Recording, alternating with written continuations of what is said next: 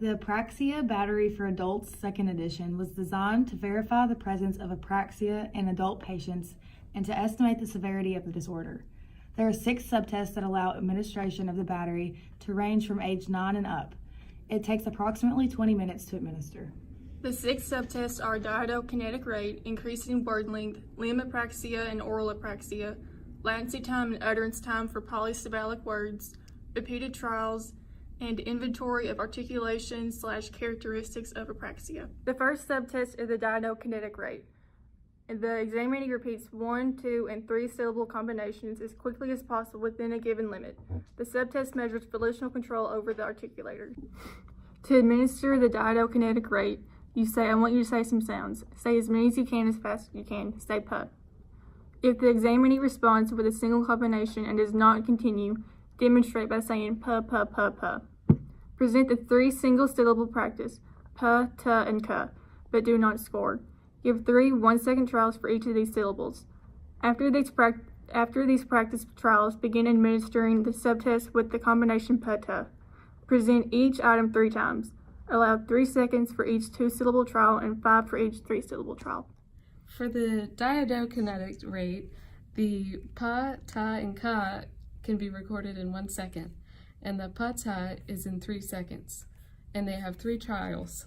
So for the example, they said puh, tuh in 3 seconds, 7 times, 7 times, and then 8 times.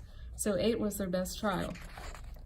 Over here, we have none, mild, moderate, and severe, and that's the level of impairment. So 8 falls between 7 and 25, so under diadokinetic rate, it would be mild. Subtest 2 is increasing word length. In subtest 2, the examinee repeats similar words that increase in the number of syllables. For example, please, pleasing, pleasingly. This subtest measures the ability to sequence the correct number of syllables in the proper order. To administer subtest 2, first I would say, now I'm going to say some words, you say what I say. I would give each word only once, making sure that I have the examinee's attention before proceeding, providing the opportunity for the examinee to look at my face as I say each word. I would present the words from left to right as follows: thick, thicken, thickening. Subtest 2, increasing word length. We have 3 different words, thick, thicken, and thickening. The clinician would say the word thick and the client would repeat it back to them. So over here, the score of a 2 is the response is correct without hesitation. 1 is the examinee self-corrects or delays significantly, and 0 is no response or the wrong response. So throughout each column, it's all 2s, which is a score of 20, and here it varies 2 and 1, and the score is 18, and then over here is all 2, 0, 1, and 2. And the totals are at the bottom. So you only subtract column 1 from column 3, and that gives you the raw score. On the guide, in section 2A, it gives 2 through 4 is mild. So that would be under the mild category for 2A, increasing word length. There's also a part B, which is kind of the same idea, instruct, instructive, and instructively. So it's the same thing with 2 and 1 and 0, and it gives you 16, 13, and 11. So again, you subtract column 1 from column 3, and that gives you the raw score of 5. The range is different on section 2B, and if it's a 5, it qualifies as moderate.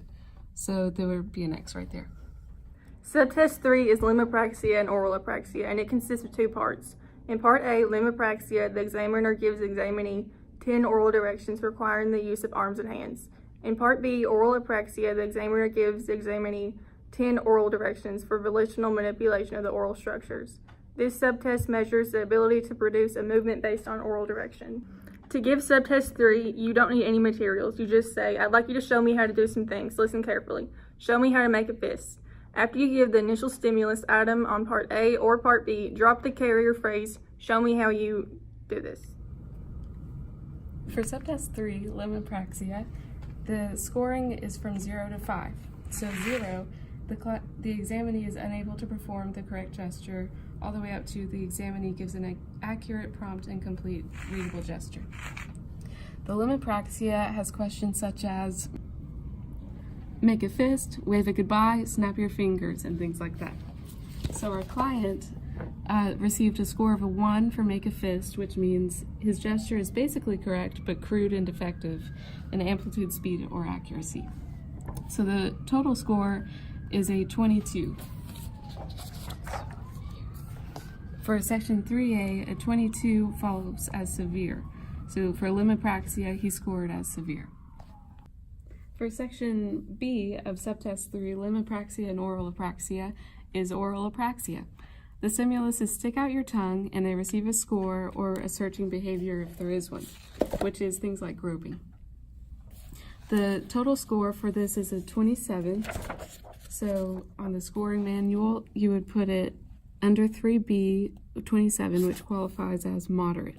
So you would put an X by 3B oral apraxia. In subtest 4, latency time and utterance time for polysyllabic words, the examinee is asked to name 10 objects presented in picture form. The subtest measures the amount of time it takes to begin initiation of a word and the amount of time it takes to produce the word once initiation begins. Although both latency time and utterance time are measured and recorded, the examiner uses the only utterance time score to determine the severity of apraxia. To administer subtest 4, the materials needed will be a stopwatch and plates 1 through 10 in the picture book. For the instructions, I will say, I'm going to give you some pictures and I would like you to tell me the names of those things you see. Say the names as soon as you see the picture. And then I'll present the plate A of the picture book, which is the telephone. And once the examinee understands that he or she is supposed to name the picture, proceed to plate 1, which is a flashlight. As soon as the picture is presented, begin to measure latency time. That is the time between the presentation of the picture and the initiation of an attempt to produce the target word. Record the number of seconds it takes in the latency time column. Then measure the utterance time, that is the time from initiation of an attempt to the target word to its successful completion. Record the number of seconds it takes in the utterance column. Subtest 4, latency time and utterance time for polysyllabic words. The clinician would show a picture of a telephone as the example and a flashlight, umbrella, newspaper. And the client would have a latency time and an utterance time or the option of unable to utter word, which over here, the clinician would mark as 10 seconds and check the box unable to utter word. If the person says flashlight as a latency time of 3 seconds and an utterance time of 5, transfer only the utterance time into section 4, and their score was 60 seconds. So in section 4, you would go to the 60, which is moderate, and then mark it as moderate under section 4. The 5th subtest is the repeated trials. In this one, the examinee is asked to repeat 10 polysyllabic words, such as telephone or flashlight, 3 times each. This subtest measures change in production of words over successive trials. To give this test, the instructor says, I'm going to say some words and I'll say each word 1 time and then I want you to say it 3 times. Say the word telephone. If the examinee responds correctly, initiate testing with the first word. If the examinee does not respond correctly, model the correct response using the trial word telephone until the examinee demonstrates an understanding of the task. For subtest 5, repeated trials, the task is designed to determine whether the examinee's production improves, deteriorates, or remains unchanged over successive repetitions of the same word. In order to make this determination, tape record and or phonetically transcribe each of the 3 productions of the word. Count the number of errors made in each production and record that number in the appropriate trial column. Compare trial 1 and 3 and write a minus if the trials 1 and 3 compared column if trial 1 contained fewer errors than trial 3.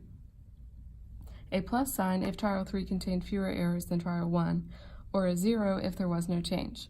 For example, if the examinee makes 2 errors in trial 1 and 3 errors in trial 3, there are few errors in trial 1 and the change is recorded as a minus. After these marks are recorded, total the number of plus marks and enter that number into the number of pluses box. Total the number of minus marks and enter that number into the number of minuses box. And then subtract the latter from the former to get the total amount of change score. Next, count the number of plus and minus marks recorded to arrive at the variability score. For example, if you recorded 2 pluses and 3 minuses, then the variability would be 5. Finally, count the number of words that contained errors. Not the number of errors. For example, if the examinee made 2 errors while producing flashlight, 3 errors while producing potatoes, and 1 error while pronouncing motorcycle, the number of words and errors would be 3, whereas the number of errors would be 6. To compute the raw score for this subtest, subtract the number of words with errors from 30 and record this score in the box here. And then over here, go to section 5. Client scored a 16, so that would be in the mild section, and you would mark an X right here by the repeated trials test. In subtest 6, inventory of articulation characteristics of apraxia, the examinee engages in 3 types of speech behaviors: spontaneous speech, reading, and automatic speech. The subtest measures the presence of apraxic speech behaviors in each of these types of speech. This subtest is used for treatment purposes only. The materials needed for subtest 6 are a tape recorder, the action picture, plate 11, and the My Grandfather passage, plate 12, in the picture book. The instructions for this section are to engage the subject in 3 following types of speech, to provide opportunities to observe the 15 speech behaviors listed on the profile examiner record form. Speech type 1 is spontaneous speech.